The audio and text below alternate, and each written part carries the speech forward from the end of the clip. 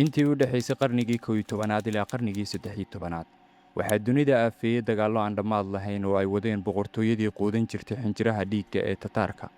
Boqortooyadan oo aaminsanayd in dunidu yeelato hal awood oo u talisa, ayaa cagmarin ku sameeyey badi waddamada qaaradaha Aasiya iyo Yurub, ilaa heer saameyntooda ay soo gaartay waqooyiga Afrika sababo la xiriira duulaannadii ay ka geysteen Bariga Dhexe iyo Masar. Xilligaas dunidu ay dhex jibaaxayso fallaaraha dhiigga iyo gamoonnada sumaysan, waxaa magaalada Muqdisho maamulayay saldanadii Muqdisho ee ay madaxda ka ahaayeen sulaaladii ama qoyskii reer Fakhrudiin, oo ahaa qoys Soomaali ah balse asalkoodu Carab ahaa. Xilligaas iyo kasii horba, bulshooyinka Soomaalida iyo Shiinaha waxaa ka dhexeeyay xiriir ganacsi oo qoto dheer. Boqorkii xilligaas ee Tataarka Kublai Khan ee uu awoowaha u ahaa Genghis Khan ayaa la wareegay in badan oo ka mid ah dhulka Shiinaha, waxaana uu aasaasay boqortooyadii Yuan taariikhdu markay ahayd 5 Noofembar 1271. Sida ku cad taariikhda boqortooyadii Tataarku, marka ay rabaan inay boqortooyo dhisan weeraraan, waxa ay boqortooyadaas u diri jireen basaasiin huwan magaca ganacsato si ay u soo sahmiyaan xogna uga keenaan dalka lala maagan yahay duulaanka. Xilligaas maadaama Shiinaha iyo Soomaalidu ka dhexeeyay xiriir ganacsi, Boqor Kublai Khan waxa uu ka fekeray inuu xiriir la sameeyo boqortooyadii Muqdisho, isagoona u soo diray wafdi huwanaa magaca ganacsato, balse ahaa basaasiin loo soo diray inay soo sahmiyaan dhulka Soomaalida kana soo warbixiyaan boqortooyadii Muqdisho. Balse markii wafdigaas soo gaareen magaalada Muqdisho, wax waliba waxay isu rogeen dhinaca kale. Haddaba sidee ayay boqortooyadii Muqdisho uga falcelisay wafdigaas? Maxaana ku dhacay wafdigii Tataarka u soo direen Muqdisho si ay u soo basaasaan? Maxayse noqotay falcelinta boqorkii Tataarka markii loo sheegay waxa ku dhacay wafdigii uu u diray Muqdisho?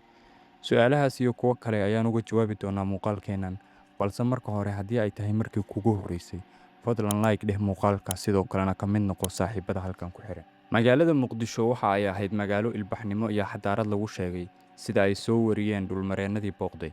Ka soo bilow qoraaga aan la aqoon ee buugga The Peoples of the Erythraean Sea ilaa juqraafiyahanadii Carbeed ee tegay Muqdisho qarniyadii dhexe. Sida taariikhdu wariso, Muqdisho iyo guud ahaan magaalooyinka xeebaha Soomaaliya waxaa si weyn u saameeyay dumitaankii biyo-xireenkii Ma'rib, kaas oo sababay in bulshooyin badan oo reer Yemen ah ay u soo qaxaan dhulka xeebaha Soomaaliya. Wixii markaas ka dambeeyay waxaa samaysmay ganacsiyo heer caalami ah, kuwaas oo ay hogaaminayeen bulshadii timiday, iyagoo soo jiitay ganacsatadii Hindida iyo Eeraantii hore. Sida laga dheehan karo kutubta taariikhda, Muqdisho waxa ay noqotay magaalo bulshooyin kala duwan martigelisa, saldhigna u noqota ganacsiga gobolka Geeska Afrika. Qarniyadii 10aad iyo 13aad, waxaa magaalada Muqdisho maamulayay saldanadii Muqdisho, ka hor inta aysan ku milmin boqortooyadii Ajuuraan oo ahayd boqortooyo xoog badan oo ka talinaysay dhulka Soomaalida waqtiyadii dhexe. Salaadiintii ugu magaca dheeraa waxaa ka mid ahaa asaasihii saldanadaas Abuubakar bin Fakhrudiin, halka Suldaan Abuubakar ibn Cumar uu ahaa isna suldaankii ugu caansanaa, maadaama uu ahaa suldaankii Muqdisho ku qaabilay dhulmareenkii reer Maroko ee Ibn Battuta, sida uu isla Ibn Battuta ku sheegayo buuggiisa. Xilliyadaas ay Muqdisho cirka marayso oo ku aadan intii u dhaxaysay qarnigii 11aad ilaa qarnigii 13aad, waxaa dunida aafeeyay dagaallo aan dhammaad lahayn, haba ugu darnaadee kii ay soo qaadeen Tataarkii Mongolia. Duulaankii Tataarka oo bilowgiisu uu hogaaminayo hogaamiyihii weynaa ee Mongoolka Genghis Khan ayaa xooggiisa ka soo bilowday bariga fog ilaa markii dambe uu xoog u saameeyay Bariga Dhexe iyo dhulka ku hareeraysan. Boqortooyada Tataarku waxa ay aaminsanaayeen in dunidu yeelato hal awood oo u talisa. Muddo yar ayayna ku qaadatay inay qabsadaan, ka bilow Shiinaha iyo Jabbaan ilaa Poland. Ma aqoon ballanka, haddii ay dowlad ballan la gashana waxa ay raadin jireen sabab kasta oo ay ballankaas ku buriyaan, waxa ayna urkutaallo ku reebeen shucuubtii ay qabsadeen. Sida ay taariikhyahanadu wariyaan, badanaa dhulka ay Tataarku rabaan inay duulaan ku qaadaan waxa ay u diri jireen sahmiyayaal magaca ganacsato huwan, kuwaasoo soo xoraansada dowladda markaas lala maagan yahay duulaanka. Xogta ay bixiyaan sahmiyayaashaas ayuuna Tataarku ku duulaan tegi jiray. Maadaama xiriir ganacsi uu ka dhexeeyay bulshada Shiinaha iyo tan Soomaalida, Boqor Kublai Khan waxa uu ka fekeray inuu calaaqaad la yeesho saldanadii Muqdisho, sida uu warinayo dhulmareenkii reer Venice Marco Polo. Boqor Kublai Khan ayaa u diray suldaankii Muqdisho wafdi huwanaa magaca ganacsato, hase yeeshee basaasiin ahaa, kuwaas oo ka soo warbixinaya dhulka Soomaalida, gaar ahaan saldanadii Muqdisho. Wafdigii markii ay soo gaareen magaalada Muqdisho, waxaa loo taxaabay xabsiga, iyagoo lagu tuhmay inay yihiin basaasiin. Taariikhyahanadu waxa ay aad u taxliiliyaan heerka uu la ekaa sirdoonka Soomaalida, maadaama ay durba gacanta ku dhigeen basaasiintaas loo ekeysiinayay ganacsatada.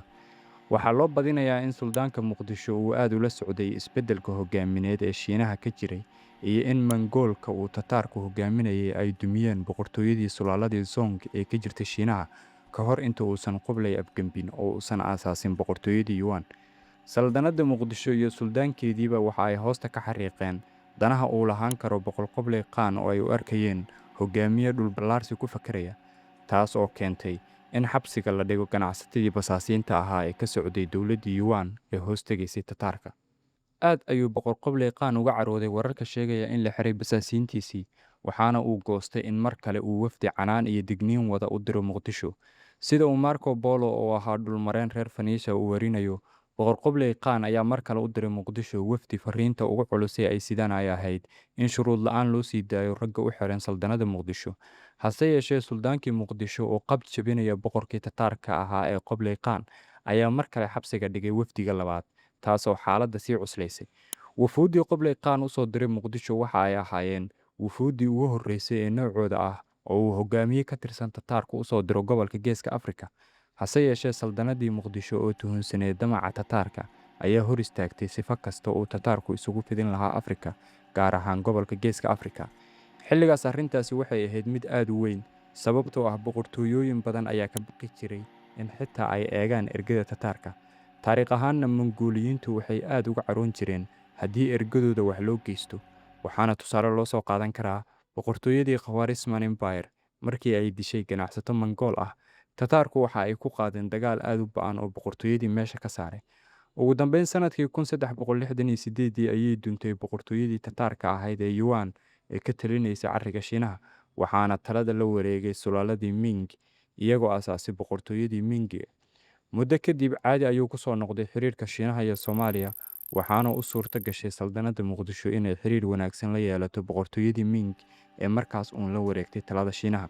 Ganacsiga labada dhinac ayaana sare u kacay. Shiinaha waxa ay Soomaaliya ka daabulin jireen geriga, gerdaha, fooxa, dameer farowga iyo wixii la mid ah, halka ganacsatada Soomaalida ahna ay Shiinaha ka keensan jireen xawaashka, maacuunta, hubka iyo wixii la mid ah. Sidoo kale waxa ay dunida inteeda kale u dhoofin jireen xilligaas dharka alendiga ee lagu farsamayn jiray magaalada Muqdisho. Dhacdadan waxay muujinaysaa sida ay Muqdisho xilligaas u ahayd magaalo leh awood, sharaf iyo saameyn caalami ah, waxayna ahayd magaalo xiriir la lahayd dunida inteeda badan, kana mid ahayd xarumaha ugu muhiimsan ganacsiga Bariga Afrika. Taasi waa sababta awooddii tataarku u rabtay inay saameyn ku yeelato ama la wareegto magaaladan dhacda Geeska Bari ee Afrika.